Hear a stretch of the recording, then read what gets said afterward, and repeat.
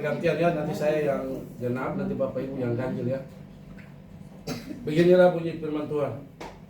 Ayat 18 berkata bahwa mereka meninggalkan rumah Tuhan Allah nenek moyang mereka, lalu beribadah kepada tiang-tiang berhala dan patung-patung berhala. Oleh karena kesalahan itulah Yehuda dan Yerusalem ditimpa murka. Namun Tuhan mengutus nabi-nabi kepada mereka supaya mereka berbalik kepadanya. Nabi-nabi itu sungguh memperingatkan mereka, tetapi mereka tidak mau mendengarkannya. Lalu Roh Allah menguasai Sakaria, anak Imam Yehuda. Dia tampil di depan rakyat dan berkata kepada mereka, beginilah firman Allah, mengapa kamu melanggar perintah-perintah Tuhan sehingga kamu tidak beruntung? Oleh karena kamu meninggalkan Tuhan, Ia pun meninggalkan kamu.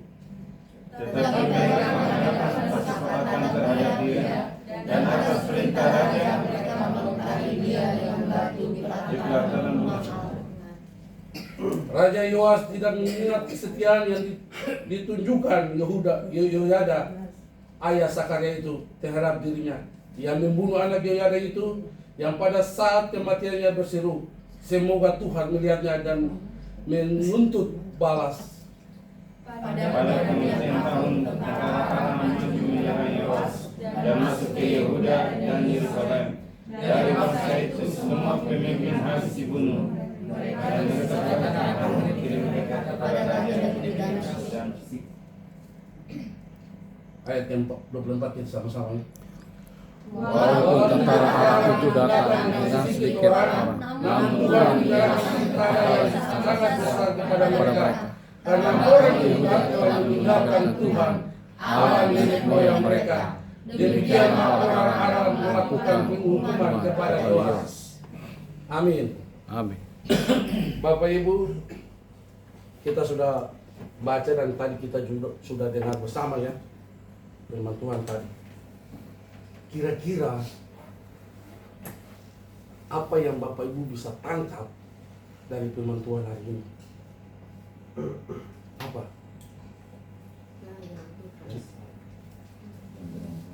Kalau orang yang jarang baca kitab pasti dia bingung. Lari dari Tuhan. Ya, ya.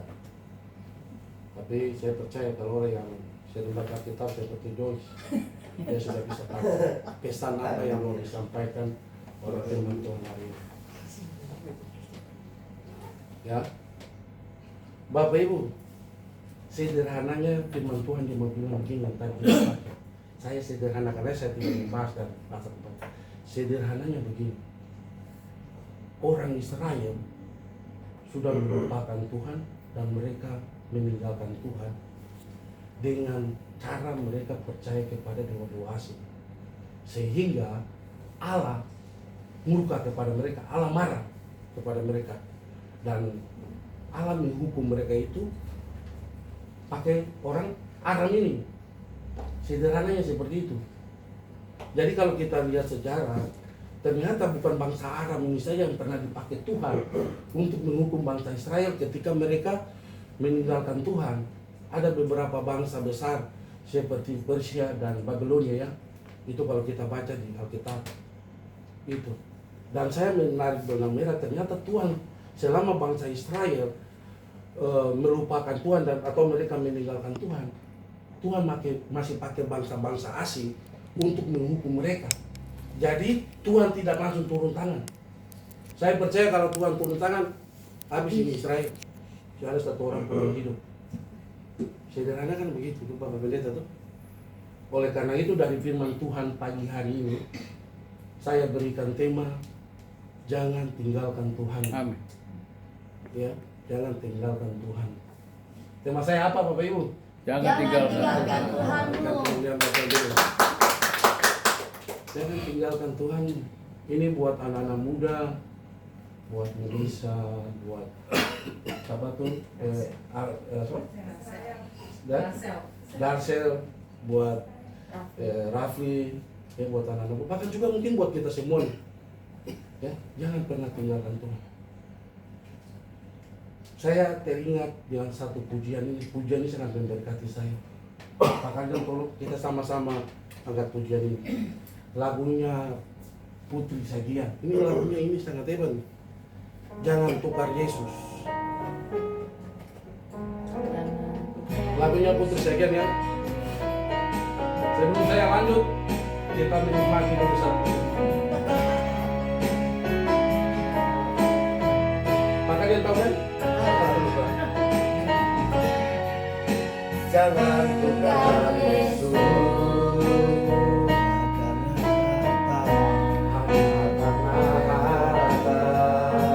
Jangan tukar Yesus.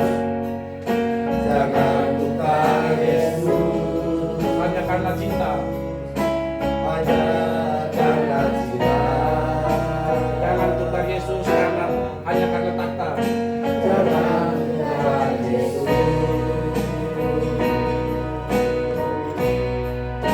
Hanya karena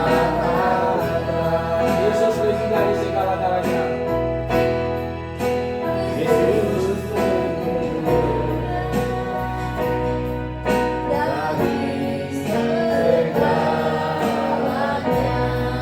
Terima kasih Pak Karjan. Singkat saja, tapi maknanya dalam. Haleluya. Dalam sekali ini. Ada peribahasa bilang begini, sekali Kristus tetap Kristus. Amin. Amin. Amin. Bapak Ibu, saya bukan membuli.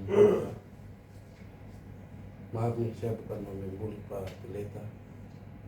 Tahun 2025 ini aja sudah beberapa anak Tuhan yang meninggalkan Tuhan. Ya. Bapak Ibu bisa lihat di YouTube lah, semua punya YouTube tuh. Ada Ruben Onsu dan dokter siapa itu ya? Dr. Richard Charles ya. Mereka meninggalkan Tuhan. Salah nggak? Menurut saya nggak salah. Itu keputusan mereka. Tetapi di balik keputusan mereka itu saya bilang bodoh. Kenapa saya bilang bodoh? Begini, keputusan Ruben Onsu dan dokter siapa? Richard Lee untuk meninggalkan Tuhan, menurut saya dia keputusan yang bodoh. Kenapa saya bilang keputusan bodoh? Kita buka firman Tuhan. Ya, Kisah Para Rasul 4 ayat 12. Ini kita bicara sesuai kata. Kisah Para Rasul 4. Keselamatan hanya dalam nama Yesus. Kisah Para Rasul 4 ayat 12. Kita sama-sama baca ya. Masih itu? Tolong baca ya. Kita sama-sama baca. 3, 2, 1 ya. Dan keselamatan tidak ada di dalam siapapun juga selain di dalam Dia.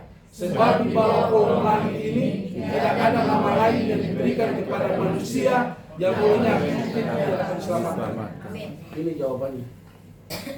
Ingat, di dalam Yesus ada keselamatan. Di luar Yesus itu tidak ada keselamatan.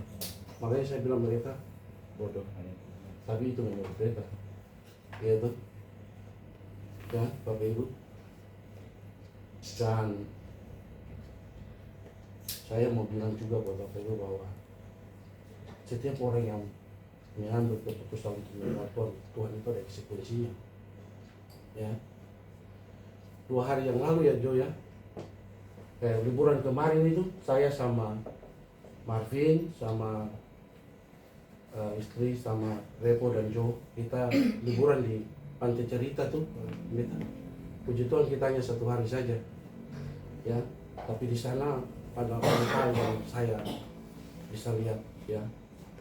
Nah, singkat cerita saya dan Jo sempat pulang dari gereja ya, dari Anil mau alat di Jakarta.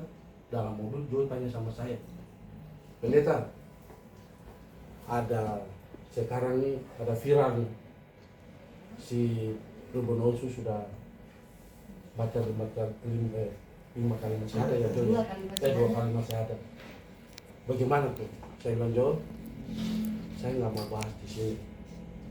Ya nanti hari Minggu saja kita bahas di sini. Jadi Jo begini, pertanyaan kamu itu membuat saya menjadi dilema buat saya. Dan saya ketika saya pulang, saya buka beberapa sumber dan beberapa orang yang saya tanya, kenapa orang bisa meninggalkan Tuhan? Ada dua faktor penyebab orang bisa meninggalkan Tuhan. Yang pertama, faktor sosial. Ya, faktor sosial. Faktor sosial itu terbagi lagi tuh dalam beberapa, ada karena faktor ekonomi, faktor pekerjaan, faktor media sosial, faktor apalagi tuh faktor lingkungan, ya. Tapi intinya faktor itu bisa menyebabkan orang beragama. Saya kasih contoh. Ada orang yang faktor ekonomi saja, karena ada orang yang dia pengen ini, dia pengen kayak duduk di posisi yang bagus, dia bisa tinggalkan Tuhan. Ya, dan itu sudah banyak. Di kampung saya itu ada beberapa orang yang pindah agama karena faktor itu. Ya, itu faktor yang pertama. Faktor yang kedua itu apa? Sakit hati. Faktor sakit hati ini bisa menimbulkan orang pindah agama. Contoh, saya kasih contoh aja di gereja. Jemaat tersinggung dengan pendeta. Karena pendeta mungkin ya terlalu sibuk dengan cuma lihat orang muka merah. Kalau ketemu Ambon bilang muka merah, orang yang punya uang lah istilahnya. Pendeta hanya sibuk dengan orang itu. Sedangkan jemaat yang orang bilang muka sadik pucat-pucat kayak beta nih, pendeta cuek. Itu juga bisa menjadi faktor dia pindah agama. Kalau dia pindah gereja sih apa pendeta tuh. Tapi kalau dia pindah agama, ini yang repot ya. Dia juga sakit hati. Banyak faktor ya. Itu dua faktor yang saya dapatkan. Tapi Bapak Ibu begini, saya mau bilang, apapun itu alasannya, apapun itu faktor-faktornya, setiap orang yang meninggalkan Tuhan itu ada konsekuensinya. Tidak ada alasan itu. Kita lihat yang belajar dari Israel. Ketika mereka beralih dan berpindah hati dengan percaya kepada dewa-dewa asing, Tuhan hukum mereka. Demikian juga dengan kita. Kalau kita coba-coba untuk meninggalkan Tuhan, itu ada hukuman yang akan kita dapat. Tapi hukuman itu saya nggak tahu seperti apa. Tapi yang pasti Alkitab bilang ada. Kapannya saya juga nggak tahu kapan itu. Tapi Alkitab bilang pasti. Ya. Oleh karena itu saya mencoba menggali, saya mendapat ada tiga konsekuensi ketika orang meninggalkan Tuhan. Yang pertama hilangnya berkat Tuhan. Itu faktor yang pertama, hilang berkat Tuhan. Kita kan dipanggil, Tuhan janji Tuhan memberkati kita kan. Tuhan bilang apa? Aku akan memberkati engkau. Apapun yang kamu kerjakan, Tuhan akan buat berhasil. Apapun Tuhan akan mengangkat kamu naik dan tidak akan pernah turun. Itu janji Tuhan kan. Ketika kita ikut dia janji dia akan memberkati kita. Tetapi ketika kita mengambil keputusan untuk meninggalkan dia, itu berkat Tuhan ambil. Akhirnya ketong hidup, tapi hidup tapi saya ada diberkati. Tapi kita merasa aman saja, ya kan? Hidup nggak diberkati. Saya begini aja. Tanpa kita sadari kita ini sudah menjauh dari Tuhan. Menjauh dari Tuhan itu luas. Bukan saja pindah agama, tapi yang datang ke gereja itu juga salah satu faktor. Hidupmu tidak akan pernah diberkati Tuhan. Ingat, saya bukan Tuhan, saya bukan apa. Tapi orang yang meninggalkan Tuhan, Tuhan akan hukum mereka. Itu yang kita bilang. Jadi sulit, susah apapun, sibuk apapun Bapak Ibu, datang ke gereja saja. Cuma 1 jam kok. Kenapa susah? Ibu Santi, cuma 1 jam saja. Kenapa susah? Ke gereja. Supaya apa? Supaya kamu diberkati. Berkat itu nggak hilang. Amin. Ya. Yang kedua ada 3 eksekusi. Yang kedua itu kehilangan damai sejahtera. Coba saya mau tanya, orang yang pergi ke gereja itu dong, kalau pulang gereja nih dong ke muka cerah, muka tuh ada seperti contohnya nih, dan muka-muka penuh harapan semua. Tapi kalau kita keluar di luar sana, kita lihat orang yang nggak pernah gereja itu kusut, iya tuh. Bagaimana itu? Kenapa? Kita baca di, saya lupa ayatnya. Itu ketika Saul meninggalkan Tuhan, itu roh Allah itu keluar dari dia.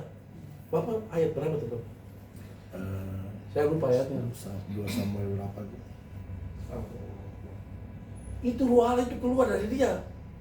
Jadi kalau bapak dan ibu-ibu tidak pergi gereja sehari, itu roh Tuhan, roh Allah itu keluar dari bapak ibu untuk sementara ya. Roh itu keluar. Jadi bapak ibu di luar kan coba bawa cepuran dan coba bawa dia orang yang saya pikir itu orang muka kayak orang susah sekali. Kayak orang susah. Kita kalau kita hidup di dalam Tuhan, sesusah-susah apapun kita akan merasa damai. Amin. Gitu. Jadi menurut saya ke gereja aja supaya roh Tuhan itu jangan hilang dari kita. Kegiatan gereja apapun itu, kalau misalnya ikut saja. Itu cuma datang duduk dengan pulang ada sukacita, ya tuh. Kan begitu. Oke, itu yang kedua. Yang ketiga ya. Yang ketiga, kehilangan keselamatan. Ini yang lebih parah lagi nih. Kalau meninggalkan Tuhan ini yang terakhir ini banyak orang yang kayak Ruben Osho, dia sudah bilang keselamatan semua. Itu saya bukan menghakimi, maaf ya, saya bukan menghakimi. Tapi ini kita bilang hilang keselamatan seperti yang tadi saya bilang kan. Hanya di dalam Yesus ada keselamatan, di luar Yesus tidak ada keselamatan. Jadi saya percaya bahwa orang yang meninggalkan Tuhan itu akan hilang keselamatan. Karena ini Alkitab yang bilang. Kalau saya yang bilang, atau ini pendeta ini bicara di apa nih? Tapi yang kita yang bilang apa tuh? Yaitu hilang keselamatan. Jadi kalau Bapak Ibu semua hilang keselamatan, jangan pernah tinggalkan Tuhan. Amin. Itu harga mati. Yes. Kekal nanti. Tuhan memberkati. Tuhan memberkati ya. Amin. Mari kita berdoa. Bapa di dalam surga, di dalam nama Yesus kami mengucap syukur dan berterima kasih. Karena firman hari ini sudah hamba sampaikan. Hamba tahu Tuhan hamba terbatas dalam menyampaikan isi hati firman di tempat ini. Tapi kami percaya Engkau yang tidak terbatas akan menyempurnakan setiap bahasa yang keluar dari mulut hamba ini. Sehingga mereka yang mendengar, mereka semua diberkati. Mereka semua pulang dengan kemenangan, dengan sukacita. Dalam nama Yesus, hamba berdoa dan mengucap syukur.